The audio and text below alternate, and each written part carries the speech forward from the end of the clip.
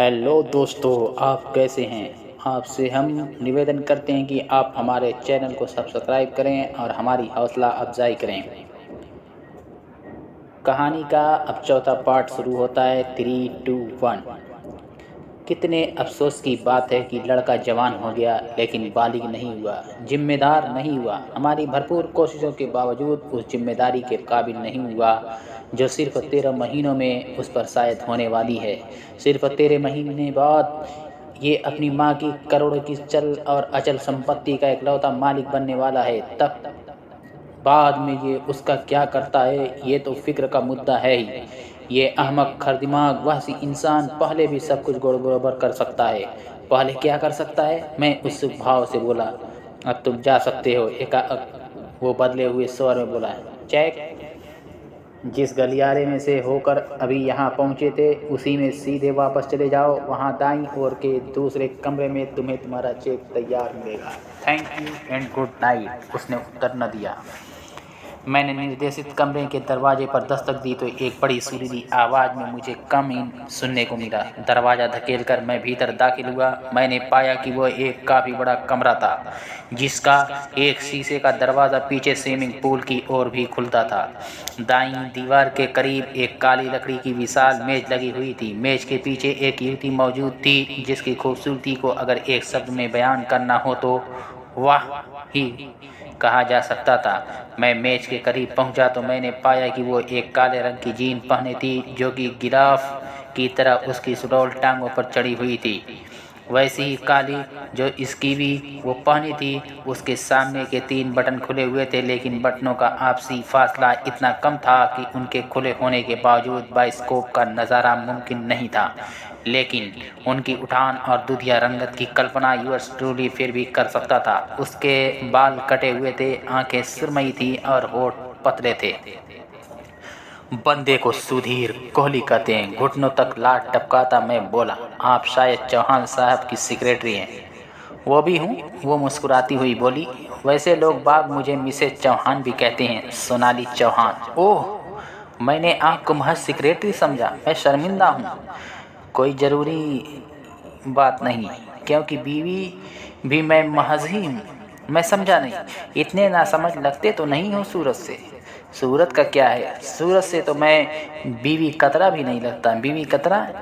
क्या ये भी जेब कतरों की कोई किस्म होती है? जेब में क्या रखा होता है? बीवी जेब में थोड़े ही रखी जाती है, वो तो पल्ले बंधती है। यहाँ क्या पल्ला झाड़ने का इरादा है? जेब कतरा कहीं अपनी मनसा बता के जेब काटता है। काफ़ी मजाक पसंद आदमी मालूम होते हैं यहाँ। ये भी एक ट्रेजेडी है खास सार की। बात संजीदा करता हूँ, समझी मजाक जाती है। फिर एकाएक वो पतले स्वर में बोली, ये आपका चेक। सुधीर कोहली चेक थामता हुआ। मैं होठों में बुदबुदाया, दी लकी बास्टर्ड। क्या कहा? वो सक पकाकर बोली, कुछ नहीं। वो क्या है कि भाई वाह, रिश्वत, वो भी सरेसाम। मैंने आवाज़ की दिशा में सिर उठाया तो मुझे स्विमिंग पूल की ओर के दरवाजे की चौखट से लगा खड़ा शरद चौहान दिखाई दिया। उसके पालू के साथ लटके दाएं हाथ में हुए एक लंबी नाल वाली रिवॉल्वर दिखाई दी, या शायद उजरत। वो फिर बोला, उन सेवाओं की जो हो चुकी हैं या अभी होनी है। ये शरद है? वो बोली। शरद, ये मिस्टर कोहली हैं जो तुम्हारे पापा के बुलाए यहाँ पहुँचे हैं। किसी के भी बुलाए पहुँचे हैं, वो बोला, लेकिन इस वक्त तो यहाँ हैं तुम्हारे साथ।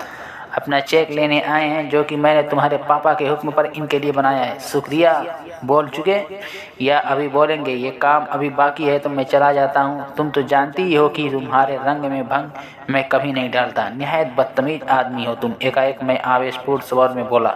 उसने मेरी तरफ देखा, उसकी भवें उठी। तुझे बोलने को किसने कहा, कुतिया की हिमायती? वो बोला। मेरी मुट्ठियां भीज गईं। उस बदजुबान शख्स को कोई सबक सिखाने की इच्छा मेरे भीतर बलवती होने लगी। मैंने तीव्रता से उसकी तरफ कदम बढ़ाया।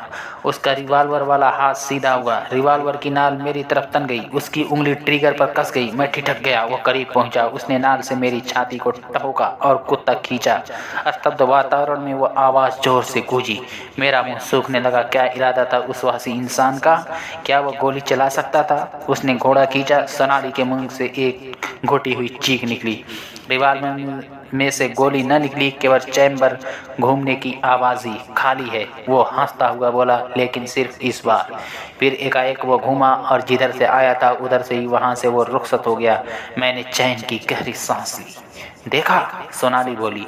जी हाँ देखा, ये इसकी फेवरेट रिवॉल्वर है। हथियारों का तगड़ा कलेक्शन है इसके पास, लेकिन इस रिवॉल्वर को सबसे ज़्यादा हैंडल करता है आपके खिलाफ मालूम होता है। हाँ सख्त। वजह ना समझी, कम अकली। रिवॉल्वर खाली ना होती तो क्या वो मुझे शूट कर देता? मेरी निगाह में तो कर ही दिया था। ज़रूर तुम्हारी निगाह में भी। खुद को खुशकिस्मत समझो मिस्टर कि रिवॉल्वर खाली थी। Maybe you are right. ऐसा तजुर्बा कभी पहले नहीं हुआ होगा। हुआ था एक बार पहले, वो भी नौजवान था लेकिन हीरोइन के नशे में था। क्या ये भी? मुझे नहीं पता, वो जल्दी से बोली। ऐसी हरकत तो कोई होश हवास से बेकाबू शख्स ही कर सकता है। बोला ना मुझे नहीं पता। पता होना चाहिए आपको, आखिर आप उसकी सौतेली माँ हैं। वो मेरे से सिर्फ 4 साल छोटा है तो क्या हुआ? भले ही उम्र छोटी है आपकी, लेकिन दर्जा तो महान है। क्या कहकर पुकारता है वो आपको? माताजी या मम्मी या मामा? ओह शट अप, वो चिढ़कर बोली। Yes madam. हो कौन तुम? नाम आप जानती ही हैं, मैंने आते ही बताया था, आपने चेक पर भी लिखा है। मेरा सवाल तुम्हारे कारोबार की बाबत था। कारोबार है अनजाना सा मगर कुछ पहचाना सा, हल्का हल्का शबनमी, रेशम से भी रेशमी। कभी आजमाइएगा। कारोबार को या कारोबार वाले को लाइन मार रहे हो? जी हाँ। कोई टाप के हरामी मालूम होते हो? जी हाँ। कमीना भी बिल्कुल खास दिल्ली वाली किस्म का हूँ। फंदेबाज, मतलबी और हरजाई भी एंड एक्सपोर्ट क्वालिटी का। नीयत बद, कैरेक्टर खराब, मिजाज लड़कपन से आजकाना। इतनी खामियां हैं तुम्हारे में, इतनी खूबियां हैं मेरे में। कोई बाकी रह गई हो तो वो भी बोलो। बाकी रह गई हैं लेकिन उनका जुबानी बयान मुमकिन नहीं, वो तो आजमा के देखने से ताल्लुक़ रखती हैं। मैं तुम्हारी साफ गोई की दाद देती हूँ। शुक्रिया। अपनी लाइन ऑफ बिजनेस की बाबत तुमने मुझे अभी भी कुछ नहीं बताया। जवाब में मैंने उसे अपना एक विजिटिंग कार्ड सौंपा। Private detective. कार्ड पढ़ते हुए उसके मुंह से निकला। एकाएक वो बहुत विचलित दिखाई देने लगी। शरद की हालिया हरकत से भी ज़्यादा विचलित दिखाई देने लगी। मेरे हस्बैंड ने एक प्राइवेट डिटेक्टिव को इंगेज किया है? जी हाँ। मैं सहज भाव से बोला। ये चेक तुम्हारी फीस का है? जी हाँ। काफ़ी मोटी फीस चार्ज करते हो, इस लिहाज से तो काम भी तगड़ा ही होगा। जी नहीं, काम चलताऊ है। क्या? जैसी हरकत शरद अभी यहाँ करके गया है वैसी हरकतें क्या वो अक्सर करता है? करता ही है। छुट्टा जो घूमने दिया जाता है इस खर दिमाग को, इस दीवानगी के काबू से बाहर पहुँचे हुए केस को। डॉक्टर अटल का तो ऐसा ख्याल नहीं है? वो डॉक्टर है क्या नहीं है? आया पड़ा डॉक्टर अटल। डॉक्टर अटल ठीक नाम होता उसके लिए, लेकिन कहाँ टलता है। नहीं टलता। काफ़ी खिलाफ मालूम होती हैं आप उसके। छोड़ो वो किस्सा, तुमने मेरे असल सवाल का जवाब अभी भी नहीं दिया। क्या काम कराना चाहते हैं चौहान साहब एक प्राइवेट डिटेक्टिव से? आप खातिर जमा रखिए, उस काम का आपसे कुछ लेना देना नहीं। क्या मतलब? प्राइवेट डिटेक्टिव का जिक्र सुनते ही आपको ये अंदेशा सताने लगा। मालूम होता है कि कहीं उनकी मनसा मुझे आपके पीछे लगाने की ना हो। क्यों भला? क्योंकि किसी उम्रदराज आदमी का अपनी नौजवान पटाखा बीवी के कैरेक्टर पर शक करने का रिवाज यूनिवर्सल है। मैं पटाखा हूँ? Under statement of the year correction, आप तो तोप का गोला है। उसकी बेसाख्ता हंसी छूटी। हंसी तो फंसी। मैंने मन ही मन सोचा, लेकिन काम? वो बोली, काम तो बोलो, क्या मिला तुम्हें? मेरा फिर यही जवाब है कि वो आपसे ताल्लुक़ रखता काम नहीं है। कोई सीधी स्पष्ट बात करना नहीं सीखे मालूम होते। वो बात नहीं है, लेकिन गुड नाइट। मैं हक पकाया। मैंने देखा कि गुड नाइट कहते ही उसने कुर्सी घुमाकर मेरी तरफ पीठ कर ली। करता हूँ जल्दी ही तेरी नाइट गुड, मैंने मन ही मन बोला और फिर वहाँ से रुखसत हो गया। अगले रोज सबसे पहले मैंने अपने बैंक में चौहान से हासिल किया हुआ 35,000 रुपये का चेक जमा कराया। फिर मैंने इंडियन एक्सप्रेस में अपने परिचित पत्रकार को फ़ोन किया और उससे महासिन चौहान की बाबत कोई जानकारी हासिल करने की इच्छा व्यक्त की। उसका फौरी जवाब निराशाजनक था, लेकिन उसने मुझे लंच पर एम्बेसी में मिलने को कहा। जब तक कि वो चौहान की बाबत जानकारी अपने पुराने अखबारों में से खोद कर निकालता या इधर उधर से पूछताछ कर सकता था। 1:30 बजे मैं एम्बेसी में उससे मिला। संजय सिंह, मेरा परिचित पत्रकार, वहाँ पहले से मौजूद था। क्या खबर है? मैं बोला। पहले पेट पूजा। वो बोला, फिर खबर, यानी कि खबर है। और क्या, मैं वैसे ही तुम्हें ड्रिंक्स और लंच की थूक लगा रहा हूँ, यानी कि बिल मैं दूंगा, और कौन देगा। ठीक है, हमने बियर पी और लंच किया, आखिर में हमने एक एक सिगरेट सुलगा लिया। अब क्या खबर है, मैं बोला। मैं महासिन चौहान की जगह उसकी पहली बीवी गरिमा देवी से शुरू करता हूँ। कहीं से भी शुरू करो, लेकिन महासिन का जिक्र जरूर आना चाहिए। आएगा, फिर क्या प्रॉब्लम है। गरिमा देवी एक शाही परिवार से ताल्लुक़ रखती खानदानी औरत थी। उसका पहला पति भी उसकी तरह एक शाही परिवार से ताल्लुक़ रखता था। पहले पति को पर्वतारोहण का शौक था। एक मर्तबा माउंट एवरेस्ट पर चढ़ने गया तो बर्फ़ का ऐसा तूफान आया कि वो अपने पर्वतारोहण के तमाम साथियों के साथ मारा गया था। तब उसकी शादी को सिर्फ 6 साल हुए थे और उसकी इकलौती औलाद शरद तब सिर्फ 4 साल का था। उस वारदात के कोई 3 साल बाद विधवा गरिमा देवी ने महासिन से शादी कर ली। महासिन चौहान कौन था, कहाँ से आया था, कैसे वो गरिमा देवी के गहरे ताल्लुक़ बनाने में कामयाब हुआ था, ये सब मुझे मालूम नहीं। अलबत्ता इतना ज़रूर मालूम है कि वो कोई खानदानी आदमी नहीं। गरिमा देवी से उसकी शादी कितना अरसा चली, 9 साल। उस दौरान गरिमा देवी से उसकी अपनी कोई औलाद नहीं हुई। जाहिर है कि नहीं हुई। वो कैसे मरी, कैंसर से। इलाज के लिए अमेरिका ले जाया गया, लेकिन फिर भी न बची। ओह, आगे। महासिन की मौजूदा बीवी सोनाली पहले उसकी सेक्रेटरी हुआ करती थी। अभी 2 साल पहले ही उसने उससे शादी की है। औलाद उससे भी कोई नहीं, अभी तक तो कोई नहीं। वजह शायद उसका डॉक्टर बता सके। छोड़ो, अब लड़के पर जाओ। लड़का शरद, जो कि अपने साथ अपने मौजूदा बाप का नाम लगाता है। क्यों लगाता है, मैंने उसे बीच में टोका। क्योंकि महासिन ने उसे कानूनी तौर पर गोद लिया हुआ है। वजह मुझे नहीं मालूम, लेकिन कोई कानूनी वजह होगी ज़रूर, वरना पहले से ही बेटा है, उसे फिर से बेटा न बनाया होता। इसलिए शरद चौहान कहलाता है। हाँ। आगे शरद इस वक्त 24 के करीब का बताया जाता है। कभी स्कूल या कॉलेज नहीं गया। जो थोड़ी बहुत शिक्षा प्राप्त की है वो या तो घर पर की है या फिर नाइट क्लबों और बारों में विचरने वाली संदिग्ध चरित्र की लड़कियों से हासिल की है। हेडमास्टर उसे अब अलेक्जेंडर मिल गया है। बिल्कुल सुना है। वो उसका एक मोटी रकम का कर्जाई है। आज की तारीख में वो रकम अगर चुकता न हुई तो तुम सोच ही सकते हो कि अलेक्जेंडर बेटे से या बाप से या दोनों से कैसे पेश आएगा। बिल्कुल समझ सकता हूँ। जाहिर है कि तब तक छोकरे को अलेक्जेंडर से ऐसा सबक मिलेगा जो कि पहले कभी किसी उस्ताद से नहीं मिला होगा। You said it. लेकिन ऐसे किसी हौलनाक सबक से बचने का छोकरे के पास एक तरीका है, ये कि वो बहुत जल्द अपनी माँ की छोड़ी करोड़ों की संपत्ति का वारिस बनने वाला है। बहुत जल्द तो नहीं, साल से ऊपर का वक्फा बताते हैं। उसके लिए इंतजार का, और रकम करोड़ों की जगह अरबों की भी हो सकती है। वापस सूद समेत हो तो अलेक्जेंडर इतना अरसा इंतजार कर सकता है, बशर्ते कि उसे छोकरे के विषय की खबर हो। शर्तिया होगी, वरना कर्जे की रकम 20 लाख तक न पहुंच गई होती। लेकिन विरसे से ताल्लुक़ रखती गुंडी की खबर नहीं होगी, जो कि उसकी रकम डुबो सकती है। गुंडी? कैसी गुंडी? वसीयत की एक अहम शर्त यह है कि अगर लड़का 25 साल का होने से पहले शादी कर लेता है तो उसे विरसे से बेदखल हो गया करार दिया जाएगा। तब वो सिर्फ उस मासिक गुजारे भत्ते का ही हकदार होगा जो कि उसे आजकल मिल रहा है। ओह, कहने का मतलब ये है कि अलेक्जेंडर अपनी तरफ से जो देर से फल देने वाला पेड़ लगा रहा है वो ठूंठ भी निकल सकता है। लेकिन वसीयत में ये बेहुदा गुंटी, ये वाहियात पेच किस लिए? भाई, लड़का एक शाही खानदान का रोशन चिराग है। रियासतें भले ही खत्म हो गई हैं, लेकिन ऐसे लोगों के मिजाज की सामंती फूफा तो आज भी बरकरार है। वसीयत की ये शर्त छोकरे को किसी कामनर को पल्ले बांध लेने से रोकने के लिए होगी। जैसा वो बिगड़ा हुआ है, जैसी उसकी सोबत है, उसमें उसके लिए किसी बंदरिया को पल्ले बांध लेना क्या बड़ी बात होगी। बंदरिया? कोई मामूली हैसियत की छमक छल्लो, कोई संदिग्ध चरित्र की लड़की, कोई गटर से उठकर बनी सोसाइटी की तितली। तुम ठीक कह रहे हो। ऊपर वाला भी ऐसी लड़कियों को हुस्न और जवानी की दौलत से सबसे ज़्यादा नवाजता है। ऐसी किसी लड़की का शरद जैसे खूंटा तुड़ाए फिरते बछड़े को अपने पर आशिक करवा लेना क्या बड़ी बात है।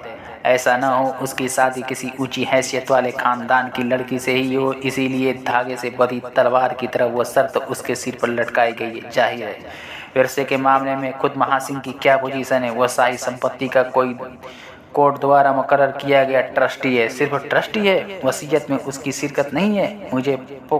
मुझे पक्का पता नहीं, लेकिन अगर वो ट्रस्टी है तो विरसे में उसकी हिस्सेदारी न होने की संभावना ज़्यादा है।